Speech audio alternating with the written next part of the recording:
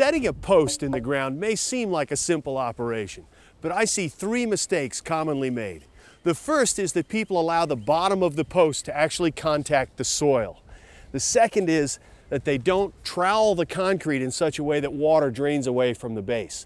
And the third, and probably the most important, is that many people fail to call before they start digging. You've got to have the utilities company come out and locate those buried utilities before you dig. Now, when you're digging a post hole, the common tendency is to dig a cylindrical tube-like hole in the ground. But that's not what we want when we're setting a post. We actually want something that's more akin to a truncated pyramid, one that's wider at the bottom than at the top. That'll give our post much more stability. And it's easy to do. We just shave sideways with our post hole digger as we go down into the hole. Now, once we've got the hole dug wider at the bottom than at the top, it's time to address that first problem, that one where the bottom of the post contacts soil. We don't want it to touch the soil because rotting organisms can proceed upward.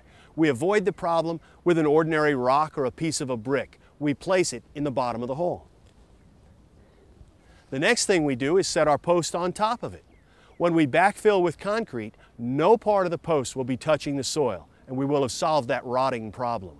Now, the next thing we have to think about is keeping the post perfectly vertical while we backfill with the concrete. Imagine that this post hole digger were the post. It wants to fall over which way? What we do is we brace it with a couple of 2x4s so it stays perfectly vertical until the concrete has set.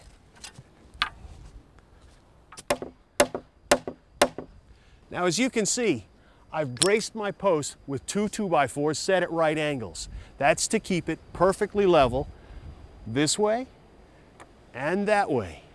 Once we've got that done, we're ready to mix the concrete. But let me show you something. This is called a double-headed nail, and it allows me to put this together in such a way that I can draw the lumber up good and tight with the first head, but later on I can pull it back out with the second head. Made for this purpose. Next thing we need to do, mix up the concrete and backfill the post.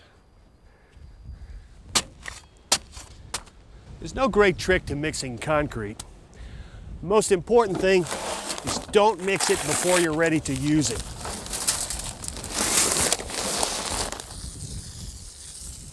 When you're mixing up concrete, or quickcrete in this case, add water slowly, a little at a time.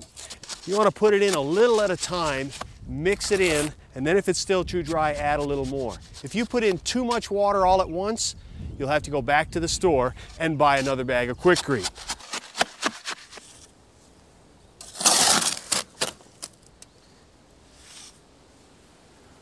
Now, as we're filling the hole with concrete, there's no great trick to it, except that we might want to take the spade and kind of knife around in it and pack it down firmly, get no air pockets in it. The final touch in installing our post is troweling. The reason we do that is to get the drainage water to run away from the base of the post. Water standing against the post will cause it to rot. We've got a rock-solid post here.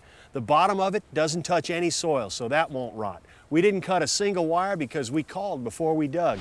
And now we're going to keep water from getting anywhere near our post by troweling it smooth.